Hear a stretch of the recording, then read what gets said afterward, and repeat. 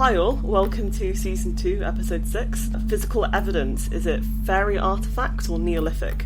Now, what you lovely viewers and listeners can't see is that I've put physical evidence in quotation.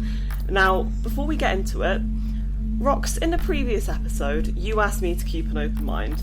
I now ask that you close yours just a little bit and think about what is likely rather than what could be. I'm quite offended by the fact you're asking me to close my mind. I don't like it. I will be objective as much as possible, but I do think that if it's a theory, it's still a theory. Right then. So, let's start with discussing what exactly is meant by physical evidence. Mm-hmm. In criminology, physical evidence is evidence that can be observed, more specifically, seen or held. Sure. Archaeological evidence refers to the physical remains and artefacts of past human activities, sometimes with context to subsidence practices in the context of settlements and regions. How are we feeling about things so far? Yeah, that makes sense. If you can see it and you can touch it, then it's real. Right. Yeah.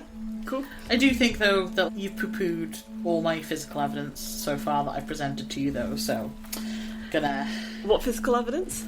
Like, photos and stuff, and the paw prints from, like, ABCs and stuff. You never actually showed me the paw prints in that episode. You just said there are photos, and then I never saw them. Oh, my bad. I'll make sure that doesn't happen again. So, in this episode, physical evidence that I'll be considering are kind of like relics and settlement areas. We will be looking more at photographs and observations in another episode. Oh, cool. Is there a specific reason that you separated them, like a significant difference? Yeah, so with photographs and observations, photographs, I mean, now more than ever are susceptible to adulteration, mm-hmm. and what you see isn't necessarily always what is actually there. True, okay. Now, I'm going to be mixing my dream crushing and the stories together, just to forewarn. Okay, I need to prepare myself for all my favourite things to be destroyed.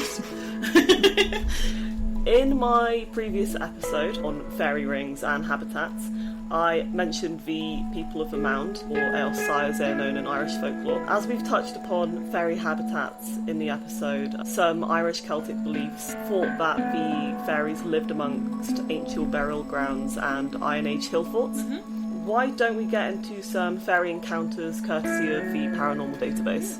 I think that's the first time the Paranormal Database has come up this season so far. Could you tell me a little bit about what that is? Yeah, it's a website that we shill quite heavily.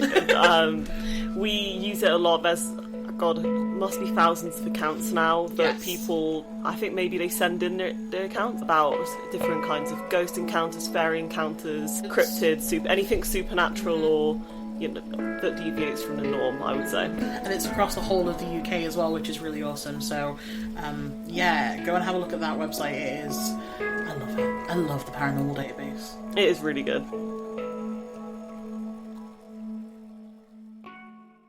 This is the coffin makers of Agacashlon. Again, terribly sorry if my pronunciation is rubbish. Yeah, we're going to be insulting a lot of Irish people this time. I'm very sorry. The Welsh get a break, though.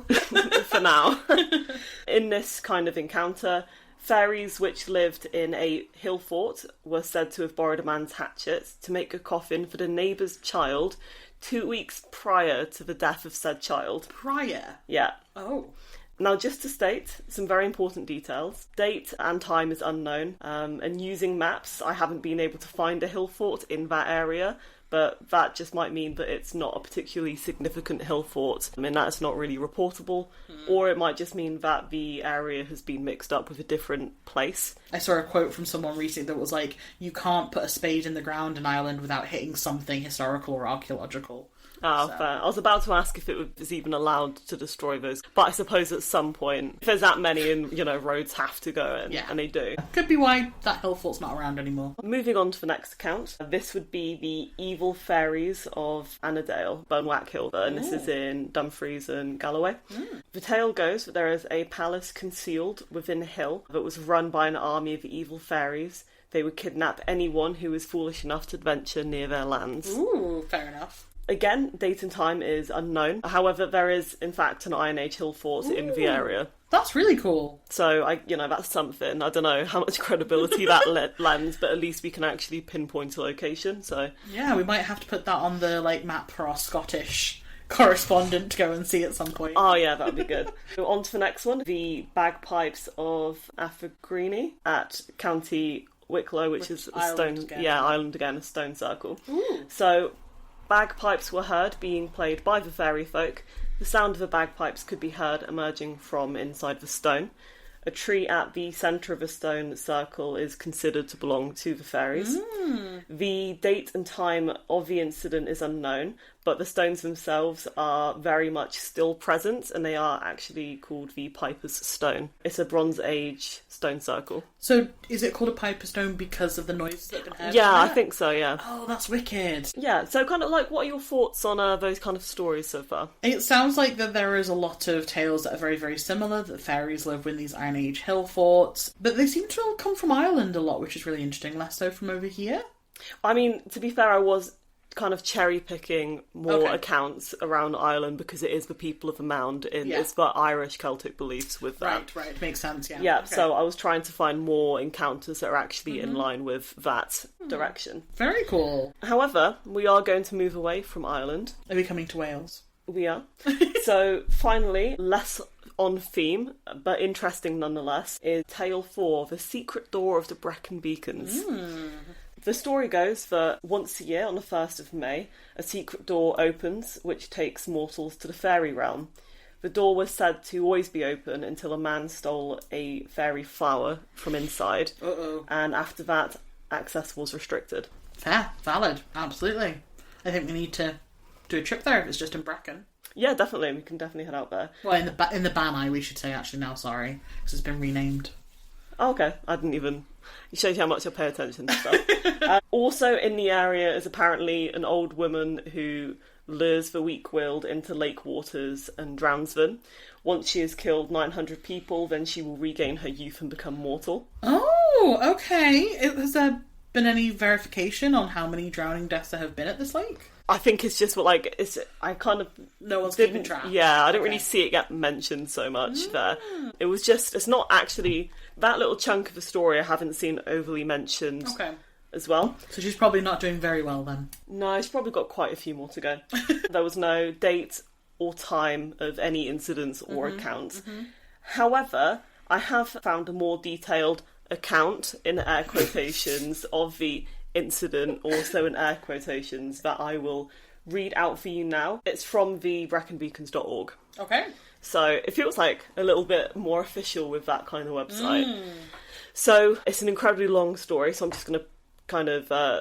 power through? Yeah, power through. Cool. So a bit of a trigger warning, there is animal harm initially in the first section. Okay. The story starts with someone needing to drown a black cat in a lake. Why would you ever need to drown a black cat? It kept fighting the other cats and mating all the time, and apparently they needed to drown it in the lake. Or just neuter it. You don't need to justify it. I know. You don't need to convince me of that. I'm not arguing for it. Right. Anyway, sorry. So the person takes the cat out to the lake. He's not very happy about it. He feels very bad. He wants it to be out of its misery soon. He takes one of his socks off, puts a rock in it, ties it around the cat's neck, and flings him overboard. Aww, poor thing. And then he went fishing in a different lake when he saw something floating on the surface of it, and it was the black cat that he had drowned miles away the day before that was floating in a completely different lake the which he'd thrown it in. Whoa, that's weird. So he called it a day at that point and went home. Just said, the fish weren't biting. But the cats were. Or floating ominously where they shouldn't be. All of this happened just before May Day. The villagers used to walk up to a particular area, Llyn Cymlwch, which didn't just look magical, but apparently had this magical secret to it. Once upon a time, there had been a door to the fairy kingdom, which was revealed once a year on May Day. Again, same thing, May Day, twice now. Yeah, well, this is the same story. This is the same kind of myth. The fairies were apparently beautiful creatures. They had lovely manners. They were gracious. They entertained the villagers, gave them food. They only asked that nothing would be taken from their kingdom. Sure. And you can guess what happened eventually. Someone took something. Yeah. So they named and shamed the gentleman, Mr. Jack Jones, picked a unusual and beautiful flower and put it in his pocket. As soon as he walked back into the human world, he was struck senseless and still is to this day. This year on May Day, when they all went back, the door didn't appear. Oh, no. Because this is like a very, very long sequential account. A lot of time progresses, and they say that they'd forgotten about May Day until there was a meeting that was called, and they said, you know what, let's just go back and see if the fairies have left any gold or any treasures. Yeah, that totally makes sense. Carry on. We'll dig around the lake if it needs to. Everyone in town, apart from Jack Jones, who was still apparently senseless, took their spades and shovels and they went up to the lake to dig. When all of a sudden, a huge storm crashed overhead, thunder and lightning. Everyone froze as ripples, followed by a massive violent wave, turned the lake into like a boiling mass of water. A huge giant now rose out of the water, his flowing beard so long it was as though it was still swirling in the waters of the lake, and all of a sudden the storm stopped and the waters fell quiet as the giant spoke. If you disturb my peace, be warned that I will drown the Valley of Usk, beginning with Brecon Town. At this point, he looked straight at me, dropped his voice and hissed, remember the token of the cat. The cat. So I'm going to kind of like leave it there. Obviously, it's, you know, I said account, it's really more of a legend. It just feels like more of a fleshed out legend. Yeah. So it wasn't like massively relevant. It was a little bit off topic. But what did you think of that? We need to go and visit this little lake place. Yeah, I Definitely. agree. See what we can find there. I hate the fact that he drowned a cat, but at least the fairies know. Yeah, he felt bad about it and then proceeded to be like reminded of it forever. Good. Quite rightly. Yeah, and, absolutely. You know. I'd be interested to see if there's like any more talk about Jack Jones being senseless anywhere else as well, though. Actually, Yeah. because that's Yeah, it could be maybe a little bit digging for a further episode. Back to the main topic. yes. What's this all got to do with artifacts and physical evidence? So we'll be looking at the mounds and the artefacts found around them. That was just a little bit of a side note into fairy portaling. Okay, portaling. The Neolithic era of Britain and Ireland lasted from around 4000 BC to 2000 BC. Some famous Neolithic sites include Avonbury, Stonehenge, Silbury Hill, Carramore, the Hill of Tara, and Longcrew Megalithic Cemetery. Cool. In the modern era, these sites look like mounds and piles of rocks, as a quote from childhood me the first time I saw Stonehenge. Oh my gosh, you've been to Stonehenge before? Yeah, I didn't enjoy any part of being at Stonehenge. Oh, okay. I might be dragging you to some more stone circles soon. That's fine. I'm sure I'd have like a lot more appreciation / finessing my ability to hide my lack thereof. Pile of rocks. To be fair, I get crippling travel sickness, and it did involve me being in a car for a very long time to arrive at said rocks. Back in the Neolithic era, the mounds marked a transition from hunter-gatherer communities to agricultural communities. This era shows the start of settlements and established farming, which gives rise to buildings. Most of what is visible today are the remnants of tombs and ritualistic monuments. Now, as unimpressed as I was the first and every subsequent time that I've laid eyes upon Stonehenge, I will admit that they are remarkable structures and clearly unnatural. From this, it's completely understandable that people may have once believed that these mounds and stones to be of magical origin. If there are no written or oral histories of the structures being built, it's somewhat reasonable to believe that they're not man-made. Because, you know, if in your stories you'd never heard anything about them in your histories and your awarenesses, and all of a sudden Big rocks, or there had always been big rocks there, it supersedes your knowledge and anyone else's knowledge of life in the area. Of course it must have been a different race, like a different... suggests civilization of some form. Yeah, of course. So, you know, if we didn't put these here, then it must have been a people of mound to use these mounds as portals. Or aliens. Sure. Hey, I said I would be closed-minded, but it is a theory. You don't need to, like, threaten me with... I believe in the existence of aliens. Like, you don't need to threaten me with aliens as well. I'm gonna go, ooh, aliens. Like, yeah, I know. I just find it wild that, like, aliens, sure, yeah, why not? But fairies, not a chance. Because, you know, the universe is very, very vast. If you were trying to argue that fairies were, like, a mystical alien from, like, hold on. However, there's been no accounts of them actually being... Sure, like, maybe somewhere out there, maybe, but definitely not having interacted around here. I'm very sad that my whole episode on fairies being aliens didn't convince you. Well, also, like, the stories don't really match. Like, I just don't think it's, you know, aliens could be a cop-out for so many different things. There's just not enough actual, you know, evidence. Yeah, so to be clear, I'm not mocking these beliefs, and I don't think they're ridiculous. I think that they are reasonable for the evidence that they had to hand at the time. Sure. After all, the mounds and standing stones were not devoid of traces of life. Indeed, they were not. At the megalithic site of Callanish in the Isle of Lewis, a number of artefacts were found, such as pottery fragments, tools made of bone and stone, and even a porcelainite axe from Ireland. Ooh, it's a trade. Yeah. Finding these artefacts are proof of life. Yeah. The man-made structures and relics are physical evidence of it. However, the civilization to whom they belong to would have been trickier to pinpoint. Absolutely.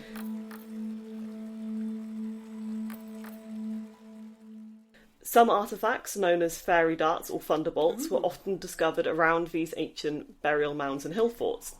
Fairy darts were often said to be the cause of rather serious ailments, such as paralysis, blindness, and sickness, and it was rumoured that placing the dart in water that was then drank by the patient could be a cure. Interesting. That's really cool. Yeah, it is really interesting. In Anna Franken's blog, Half Witchery, she mentions that some Welsh legends involve people being found dead in the woods having been shot with tiny arrows. Oh, cool. Yeah, to be honest, I'm not really sure what's going on with that one. Like, it's an account, I don't know if it's true or not. And I'm not just gonna... It's interesting, though. Yeah, it is interesting. Tiny arrows. I definitely thought it was worth a mention. A relevant side note is that she also makes a really excellent point that attack by an evil spirit or fairy seems far more reasonable of an explanation for, like, a sudden one-sided stroke. You know, and that makes perfect sense when you think about it. Neurological conditions are sudden and unusual, and it must have been really terrifying and hard to explain, especially in an age where medical knowledge was limited. It's not ridiculous to conclude that it would be an otherworldly influence. Yeah, absolutely. And we've talked at length about how potentially a lot of fairy phenomena, I'm going to put that in quotation marks, look at me, is actually just people trying to explain what was happening to them when they didn't have all the facts and science and knowledge that we have now. Yeah, 100%. A really interesting account I found was in an Irish school's collection of manuscripts from the 1930s, and it had the account of a fairy dart of elfstone from Dromorcos Ligo. Again, terribly sorry if that's horrendously wrong. A cow in the area has suddenly got sick from elfstones, and it goes that the owner believed that she was hit by elfstones and sent for the man who had a cure.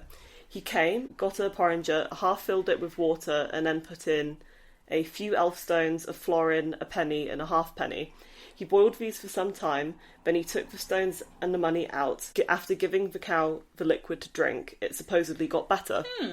Cows that were ill or not thriving were described as being elf-shot. Interesting, just like with changelings. Yeah. Ah, okay. Quick question, though. What is elfstone? So... We are gonna circle to it. Okay. So I think like elfstone's just a different name for a fairy dart, which we are gonna get into. Okay. As you just mentioned, failure to thrive is something that gets blamed on the fairies a lot. In the Changelings episode, it was for children, but it seems a common theme. It links back to trying to make sense of something that you can't see with your own eyes or measure at the time. Yeah, I know with like snakes, sometimes when they come out of the eggs, they have kinks in their spines that are really obvious and clear, and I wonder if there were some other animals that were sometimes born with that, and when you look at that distinction, it almost looks like that's where the like instrument has been put in to hurt them or something like that. So I wonder if maybe that was partly why they were like, oh, it's been shot by a fairy, because it's got that kink in it. Oh, yeah, maybe. I do have a photo of the supposed fairy dart. This is a Mesolithic, meaning Middle Stone Age, butt-trimmed flake. Ooh. This is a leaf-shaped blade that was used in the Neolithic era, and according to Wiki, I know, but, you know, it's good at summarising. Sure. A large number of these were found by the river barn in Northern Ireland. That's really cute. I actually love it. We will put a picture of it on our Instagram just so you can see it, but it will be in the video as well. Yeah, looking at them, they're clearly some type of sharp, crafted piece. And I can 100% see why fairies would have been thought to have created these. They're small, crafted artefacts found in places that once held a settlement that had been forgotten by history. What are your thoughts? Right, I know you said close-minded, but it doesn't look like a weapon to me. It's not sharp enough to be an arrowhead. It almost looks like it's a shield. If you think if it was on a bigger scale, it would be a shield. I mean, it doesn't have to have been a weapon. It could be just any blade, it could be a tool. I think just with the thought of fairy dart, it made me think of that more. I guess the difficulty with this is, with archaeology, as much as I love it, it's based on a lot of theory and guesswork.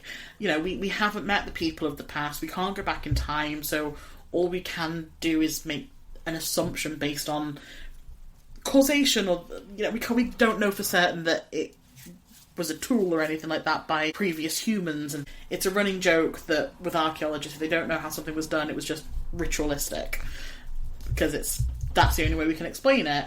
So your argument here seems to be that all the physical evidence we have has decided that it's humans' origins, but how do we know that for sure? We weren't there, we can't say. It's a good educated guess, but it's still a theory. And another theory would be fairies.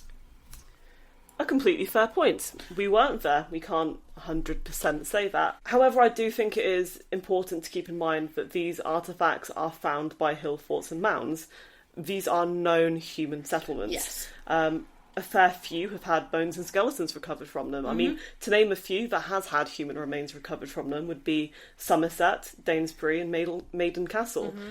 Is it not far more reasonable to believe that these tools were then also from the same time, you know, from the same human population, rather than there have been a magical influence? Yes, but at the same time, we're assuming it's human civilization, but we're also saying a structure like that, we would assume it indicates civilization, but what if it was from, like, before the human bones, or after the human bones, or, like, people move house, you know?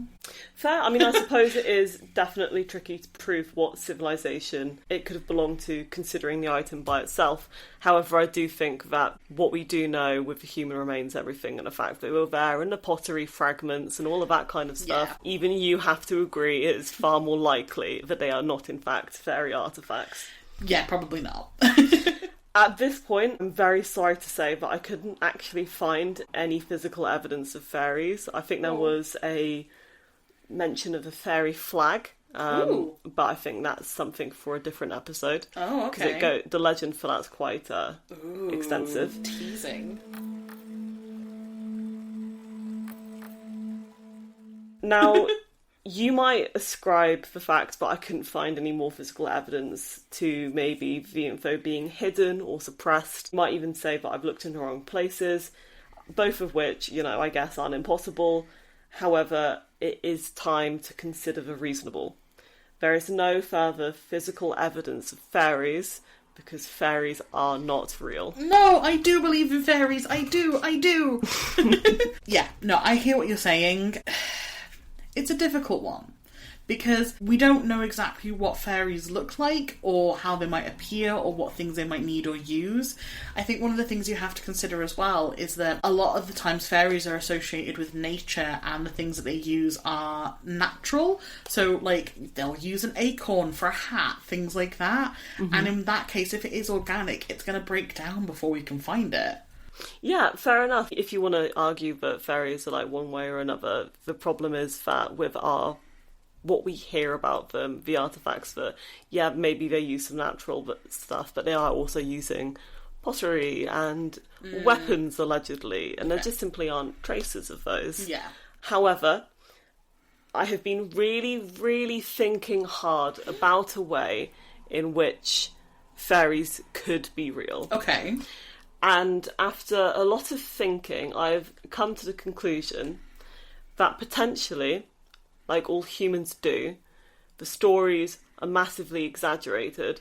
Okay. So we can't necessarily take their features at face value from the stories. In which case, I was thinking about chameleons and how they change colour to blend into their environment with pigments such as chromophore. And then I was thinking, maybe should fairies be real. They don't actually, also you couldn't see, I'm very much rolling my eyes. Should fairies be real? Perhaps the story isn't so much that they go invisible and phase off into a different portal, but simply that they can camouflage. Oh, okay. I like that idea. With chromophore. Oh, yeah, okay, cool. That's my bit of give on the subject, I suppose. I'll take it.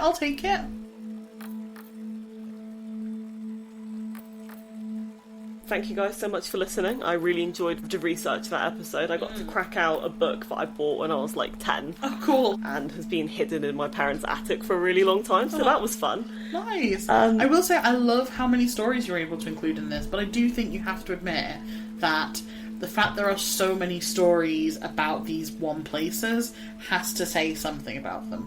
About the places? Yeah. Whether it's that they are just magical or inherently spooky, or they are very convenient hiding grounds. Sure. For people who have committed crimes. I mean, I guess, yeah. I mean, God, you've played Skyrim. The amount of, like, I want to say outlaws, not outlaws in Skyrim. Bandits. Thank you. Yeah. The amount of bandits that are just, like, slinking about ruins in that game. Yeah. I mean, I remember I used to play RuneScape a lot as well when I was a kid, and I thought that was a full lie, I'm sorry. I still play RuneScape quite a lot. Mm-hmm. And one of my favourite things was being like, an abandoned house in the middle of nowhere on the map. I realised this is an open world game, but this is my house now. And I used to, like, when I was younger, used to fully, like, argue with people that would come into my house, be like, you can't just come in here, it's my house! Because it was, like, before they introduced the actual house system into the game. Right. So, I get it, people would take over abandoned properties and then do what they got to do with it. But maybe fairies did that with the hill forts. Yeah, maybe. You never know. Oh, you know, if we're just throwing out theories, why not? So yeah, right, thanks everyone. I feel like I've already thanked everyone for listening, and then we've gone into like a secondary discussion. So thank you again for listening to that discussion. You can find us on Threads, Instagram, Reddit, YouTube and Spotify. Feel free to hit us up on that if you see any videos or posts or anything you'd like us to discuss and explore. Please tag us in it at #Sitnos. That is #SITNOS. We also have our email address of scaredinthenameofscience@gmail.com, which if you have anything you want to tell us about or deep dive into, then please send us an email with some pictures and images so we can take a look. Yeah, thank you so much for listening. Thanks everyone.